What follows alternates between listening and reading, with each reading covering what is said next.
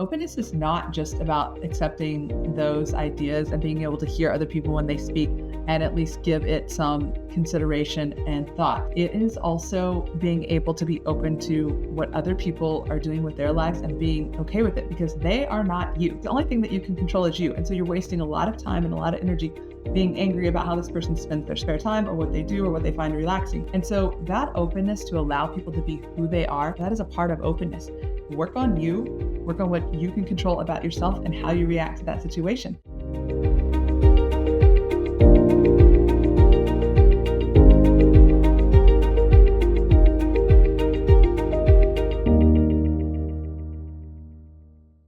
Hey y'all, it's Danny C on the Happy Life Agenda podcast. Welcome. So I am so excited to be with you here today because if you listen to any of my previous episodes, things are really clear and really exciting. That clarity is so fun. So as I was thinking about my journey, and I've kind of talked a little bit about this as I'm preparing for the retreat. So if you haven't gone to happylifeagenda.com and checked out our retreat page, you must do that because we have some really cool retreats and events that are coming up and I want you to be a part of them. But I was having a chat with a friend and I was recognizing that openness is one of the most essential parts of being on this journey and actually achieving what you want to achieve on this journey. And it is probably one of the hardest things to be able to, the hardest skill to hone, I would say. It kind of probably depends on your family of origin, but I know for me, and when I think, I've gone and done a lot of analysis on my past, the people in my life, the strongest influences in my life, and openness. I mean, I would even say that, in the 80s and 90s, that really wasn't necessarily a theme for everyone, because there's a phrase that used to get thrown around a lot when I was younger, and it's called, if you don't stand for something, then you'll fall for everything. And I really, took that to heart and started to formulate these really strong opinions. And if you're somebody who knows my family, we also kind of tend to think that we're always right. And it makes it really hard for us to hear what other people are saying. And I hear this on a lot of podcasts. One of the things that's come up a lot now is that instead of listening to what the other person is saying, we're all kind of on the defense, not all, but a lot of people are on the defense waiting to, respond before the other person has even finished talking. And to be able to hone that skill, that's really hard. I definitely, it's something I'm still working on. But openness is a little bit easier to get to. And that's just being open to the ideas and suggestions of other people. And there are kind of two phases to openness. I would say it's, the conversation, the ideas and the suggestions, but also being open to how they want to live their life. A lot of us, again, that whole identity crisis and living as someone else and who the world told us to be. I've talked a lot about that. Is your parents, your friends, your family, your siblings, your colleagues, your bosses, your teachers, all of those influence your life and they begin to shape who you are and kind of tell you who you should be. And you forget to really make sure that you stay true to the person that God intended you to be and the reason that he put you on this earth. And so then that can make it really hard to be open, because then you start to form these very rigid, boundaries, but they're not necessarily aligned. Or you don't know, since they're not aligned with who your true core purpose is, it can make it really hard to discern which ones you should really take on and which ones you should push back on. And it also makes it difficult to accept people for who they are because you're not living as yourself. And so I really want to talk about openness today because I had a conversation recently. And openness is not just about accepting those ideas and being able to hear other people when they speak and at least give it some consideration and thought. It is also being able to be open to what other people are doing with their lives and being okay with it, because they are not you.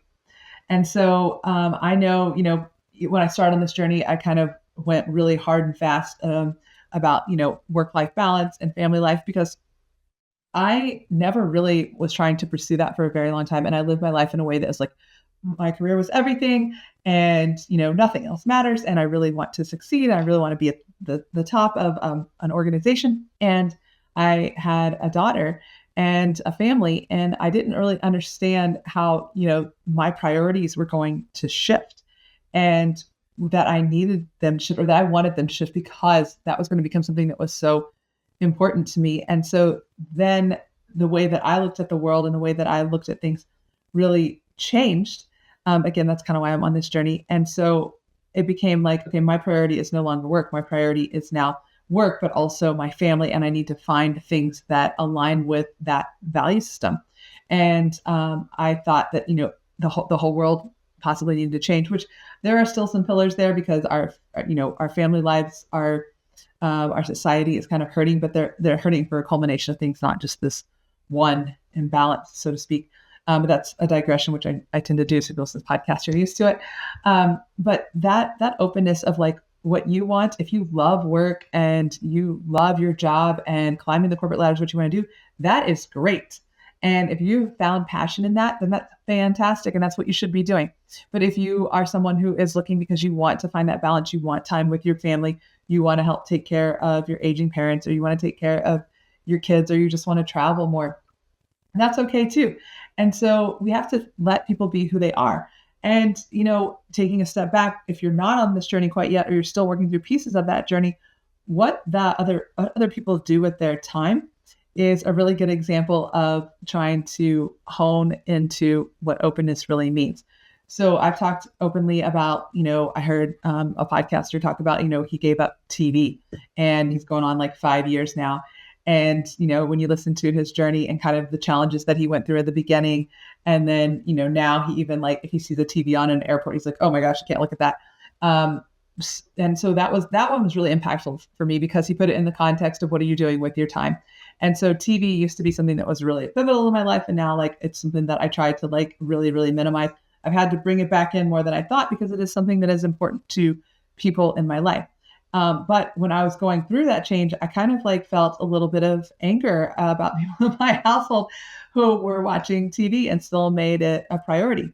But when I've stepped back and worked through some of the things, is like, if that is how an individual relaxes, if that is something that makes them happy and brings them happiness, and, it's not doing a significant detriment to their health. And when I say, harm, it's not causing harm in the way like maybe illicit drugs or something might, or, things like that, then I should let them spend their free time like that. It's not for me to judge because they're an entirely different place on the path, or maybe they're not even, on this journey, and that's okay. And so if someone has, if relaxing is playing video games, if relaxing is scrolling on social media, if relaxing is sitting in the bathtub, yes, there is a whole analysis we can do on those things as being time wasters. You could say that about a lot of things, but everyone has to evolve to a place where they recognize that this is serving them or it's not. And it's not for you to place judgment, to, get angry about it, because the only thing that you can control is you. And so you're wasting a lot of time and a lot of energy being angry about how this person spends their spare time or what they do or what they find relaxing. And so that openness to allow people to be who they are, and it's especially hard when you live in a household with somebody, spouses tend to be the ones that are the most picked on, siblings. And then, if you're someone who's experiencing an aging parent moving in with you, then there's a whole other dynamic there that I don't even have time for, but I am doing a podcast on that with someone who can speak to that. But is not getting upset with what that person is and where they are on their journey. That is a part of openness. Work on you, work on what you can control about yourself and how you react to that situation. And, our parents taught us this. I know in like the 80s and 90s, it was a thing that you said is, do unto others as you would have them do unto you. Just because they do it, you don't have to, all of that type of stuff. And so that principle applies. It probably, needs to be said differently, but basically you can't control, and it's not your job to judge what that other person is doing over there. You can only control what you do. And so if I'm choosing not to watch TV, then I'm not going to get mad at somebody because that's what they're choosing to do. And so that's a form of openness, is meeting people where they're at, being there to support them where they're at.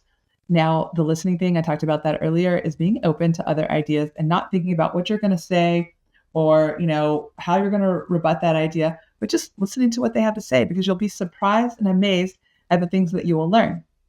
Now, some of you might be thinking, okay, but what if this person is just giving me really harsh criticism, really harsh feedback? They're saying really mean things. I think I said on another podcast, I talked about some of the things that people have said to me on this journey.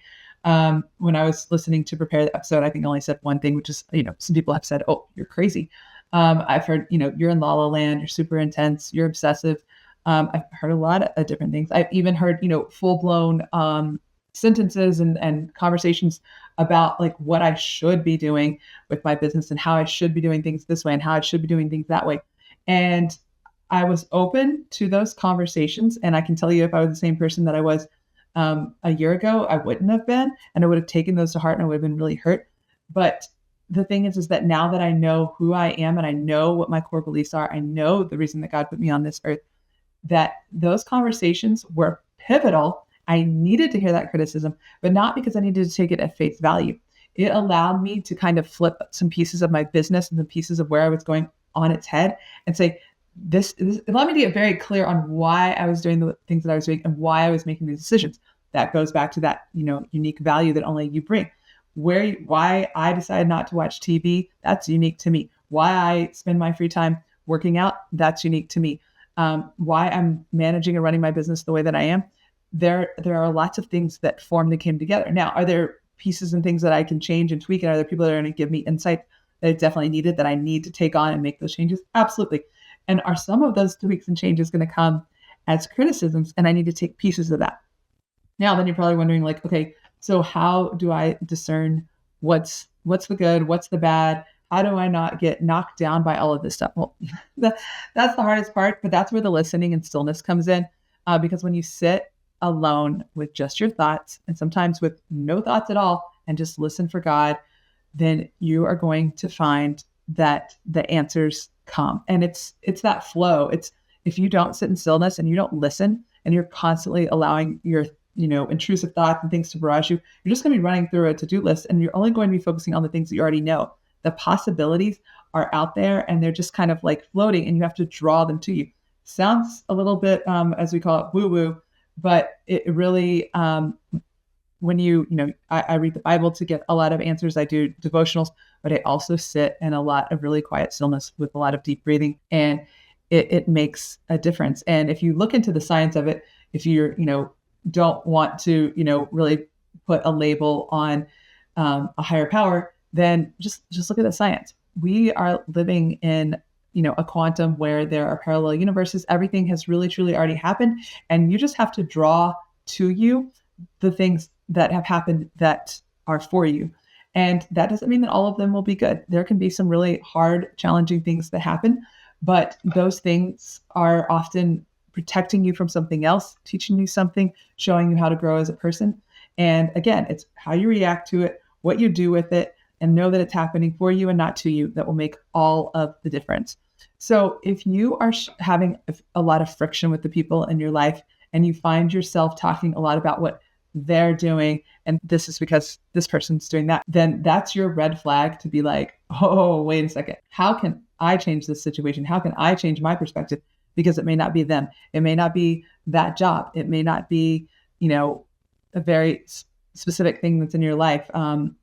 Now, sometimes it is. Sometimes, and that's one of the things that if you're coming to the retreat, I have an expert coming to talk about toxic relationships and being able to identify those, because those things are in your life and you do need to be able to identify those and make changes. But sometimes if it's just those passing comments, if it is someone that you love that isn't on the same place in the journey, or that you're finding you're placing a lot of blame on, it's time to take a step back and say, what am I doing to contribute to this situation? And how much energy am I putting into something that I can't change?